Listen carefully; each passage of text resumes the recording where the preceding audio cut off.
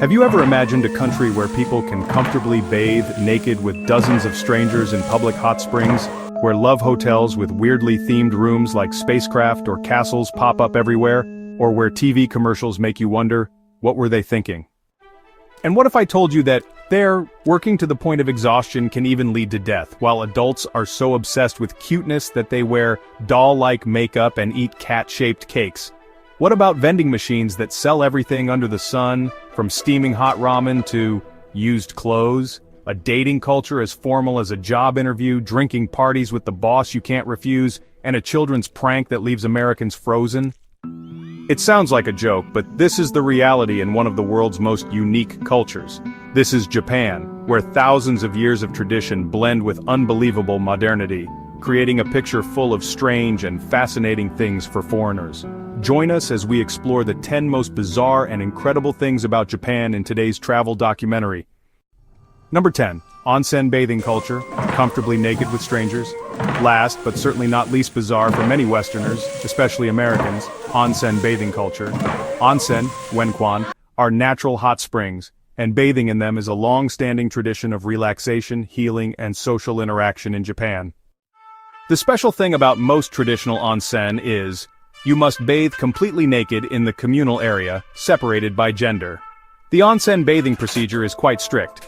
First, you must wash thoroughly with soap and water in the showering area outside the hot pool. Afterward, you enter the onsen pool to soak and relax. Wearing swimsuits or wrapping yourself in a bath towel except for a small towel to cover your modesty or place on your head is usually prohibited in the pool. Everyone bathes naked together in a public space. For Americans whose culture highly values physical privacy, private showers, and embarrassment when having to be naked in front of strangers, onsen bathing is a huge psychological challenge. Many Americans would feel shocked, embarrassed, or uncomfortable knowing they have to take off all their clothes and step into a large pool with strangers of the same sex. The strong contrast between the openness about the body in Japanese onsen and the discreetness in the US is the main factor that makes the onsen experience for foreigners a viral phenomenon. Videos or articles sharing a first-time onsen experience with expressions of anxiety, awkwardness, or ultimately relief and relaxation after overcoming the psychological barrier attract a lot of empathy and curiosity. Hashtags like #OnsenExperience or #JapanCulture often accompany humorous or touching stories about overcoming fear to immerse oneself in the hot water and local culture. A TikTok with the caption, "First time in a Japanese onsen. I wasn't ready, but then I loved it." Accompanied by footage, without sensitive scenes of course, showing the journey from hesitation to relaxation, is sure to go viral due to its authenticity and cultural element. Onsen bathing culture is not just about cleanliness. It's also about connecting with nature, relaxing the mind, and building community in the simplest way. It teaches people how to accept their own bodies and those of others, and find peace in being naked. Are you brave enough to try a traditional onsen bath? Comment 5 if yes, 6 if you're still hesitant. Number 9. Love hotel culture. Love hotels with weirdly themed rooms. Imagine a hotel not just for staying overnight, but designed specifically for couples with diverse themed rooms, available for rent by the hour, and with absolute privacy prioritized. That's the Love Hotel, a unique and sometimes misunderstood aspect of Japanese culture. Love hotels, or Rabuhotaru, are a popular type of hotel in Japan, often featuring eye-catching, sometimes slightly gaudy exterior architecture and decoration. Inside, each room can be designed with a distinct theme, ranging from romantic, like a princess room or castle room, to bizarre, such as a spacecraft room, a hospital room, or even a Hello Kitty room. Some rooms might even be a bit dark. Rooms are often equipped with special amenities like jacuzzi tubs, karaoke machines, large TV screens, and feature automatic check-in/checkout systems or small windows to ensure discretion.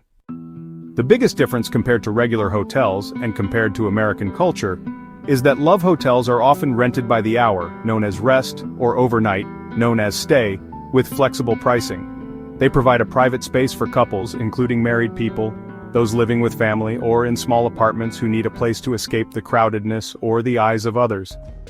For Americans, where the concept of hourly hotel rentals is often associated with negative images or illegal activities, Japanese love hotels can be seen as strange, sleazy, or even scary. The variety of themed rooms also leaves many Americans feeling confused and curious. Hashtags like #LoveHotel or #JapanTravel are often used to share discoveries about this unique type of hotel. An Instagram reel showing someone stepping into a space-themed Love Hotel room with blue lights and fake buttons, captioned "Love Hotel in Japan, would you dare?" is sure to attract many likes and comments. Love hotels reflect a real social need and are a creative solution to the problem of cramped living spaces in Japan. They are an integral part of the urban landscape and a unique cultural highlight, even if sometimes confusing to foreigners. Are you curious to explore a love hotel when you visit Japan? Let us know. Number 8. Onito culture, group dating like a job interview. Forget Tinder or Bumble. In Japan, the search for a partner can take place in a context that is surprisingly formal and practical.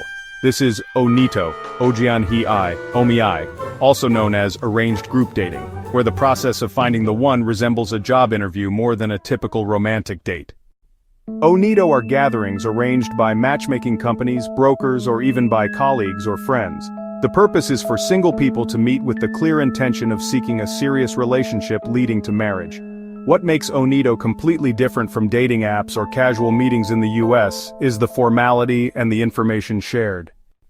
Before the meeting, participants often exchange detailed resumes or profiles called rekishisho, including age, occupation, education level, income, hobbies, and even family structure.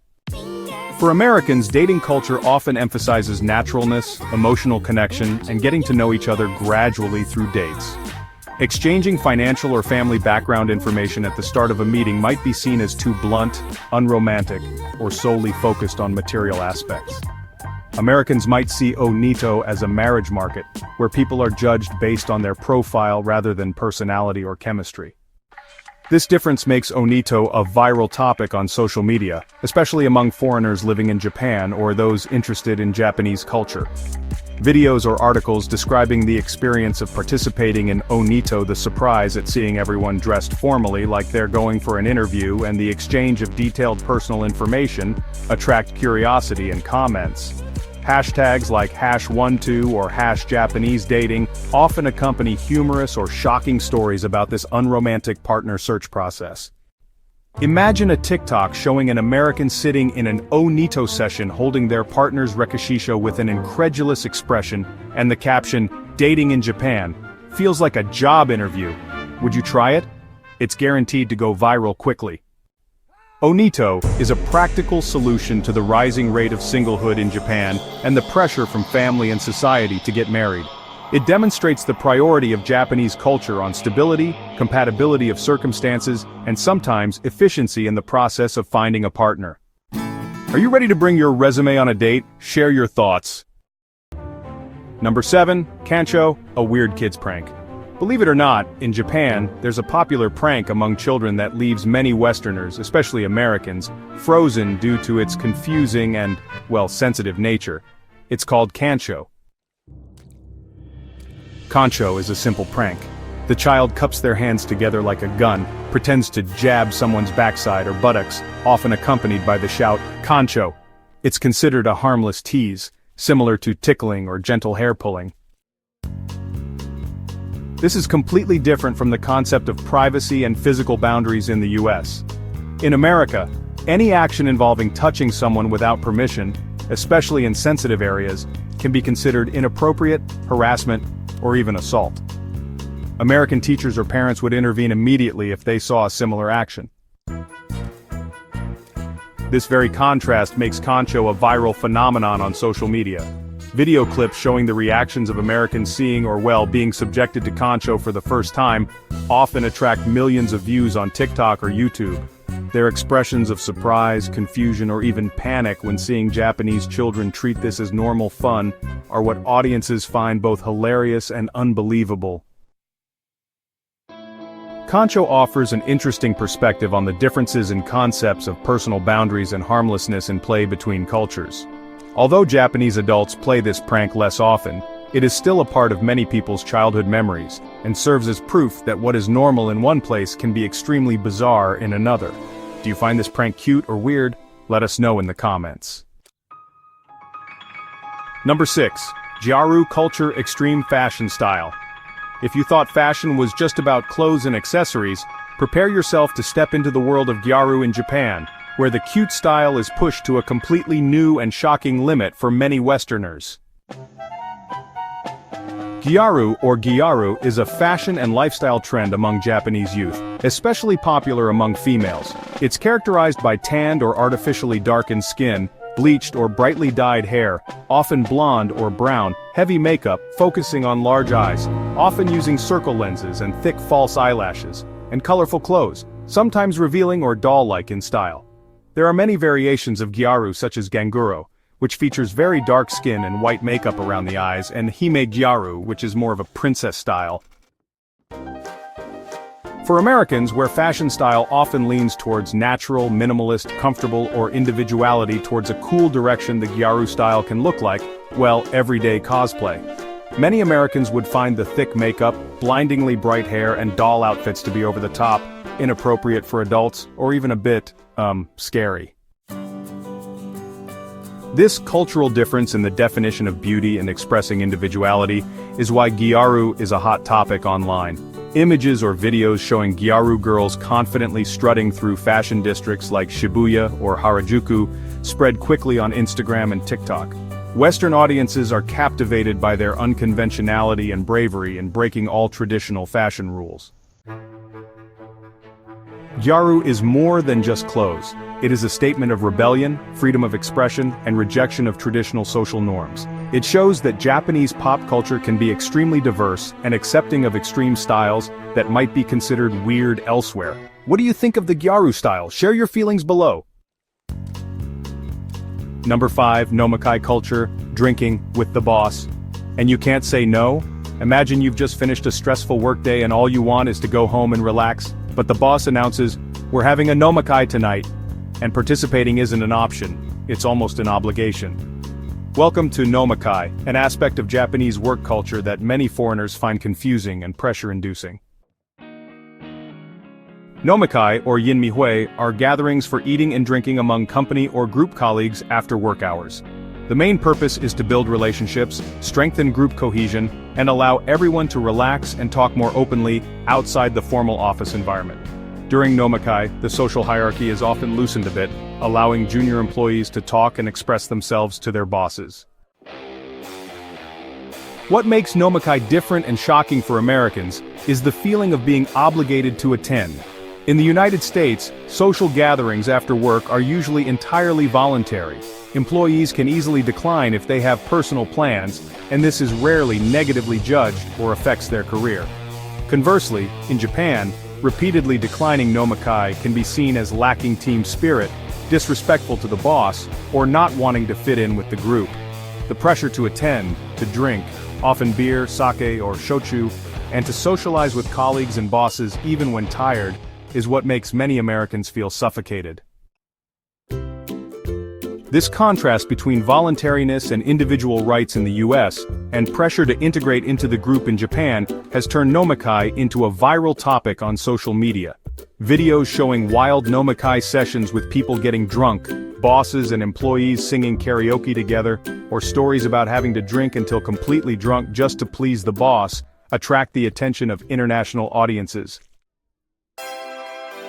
Nomikai is a demonstration of the priority of Japanese culture on harmony and group spirit, sometimes overriding individual comfort. It is an integral part of a Japanese salaryman's life, and something that surprises foreigners. Would you accept participating in Nomikai to advance your career? Comment 1 if yes, 0 if no. Number 4. Weird vending machines. The whole world in one machine? If you think vending machines only sell soft drinks and snacks, prepare to step into a whole new universe in Japan. This country is dubbed the vending machine paradise with a huge number, over 5 million machines, and an incredible variety of items sold. In Japan, vending machines pop up everywhere on the streets and train stations and parks, even in remote rural areas. And they don't just sell regular drinks, you can find machines selling steaming hot ramen. Just select the dish, the machine will prepare and dispense a hot bowl of ramen. Hard-boiled eggs, umbrellas, very convenient for sudden rain, clothes, ties even, underwear, fresh fruit, vegetables, toys, souvenirs, and even weird things like canned insects. This prevalence and variety are shocking to Americans, where vending machines are usually limited to drinks, snacks, or sometimes basic personal items in hotels or airports. Being able to buy a hot meal, an essential item immediately, or a bizarre item from a machine is something Americans find both convenient and confusing. This uniquely amazing and unbelievably convenient nature is what makes Japanese vending machines a viral phenomenon online. Videos of foreigners trying to buy weird items from vending machines like hot ramen, boiled eggs, or strange flavored drinks attract millions of views on YouTube and TikTok. Their expressions of surprise, delight, or sometimes disappointment when trying the items are relatable and entertaining for viewers. Vending machines in Japan are not just sales tools. They reflect a culture of convenience, high technology, and trust in the system where theft and vandalism are rare. They are an integral part of daily life and a unique highlight of Japan. If you go to Japan, what's the first thing you'll try buying from a vending machine? Let us know. Number 3. Kawaii culture. The obsession with cuteness. In Japan, cute, kawaii, K-I-Y, is not just an adjective, it's a lifestyle, a pop culture phenomenon deeply ingrained in every corner of society. From children to adults, from the streets to offices, from everyday objects to government commercials, kawaii is everywhere, and sometimes this level of obsession can be confusing for Westerners. Kawaii culture manifests in countless forms: cute animated characters like Hello Kitty, Pikachu, and Rilakkuma, food decorated like animals or characters such as bento boxes and pastries, themed cafes like maid cafes with staff in maid outfits speaking in high-pitched, cutesy voices, clothing with adorable patterns, and even the way people communicate, with many Japanese using high-pitched voices and cute gestures when they want to express friendliness or apologize. In contrast to the US, where maturity, strength, individuality, or minimalist style are often more highly valued, adults openly embracing and expressing cuteness can be seen as childish, not serious, or even weird. An American might feel surprised or confused seeing an adult carrying a teddy bear bag, eating rice shaped like cartoon characters, or seeing traffic signs with cute images. This cultural difference is the main driver behind kawaii culture becoming a viral phenomenon on social media.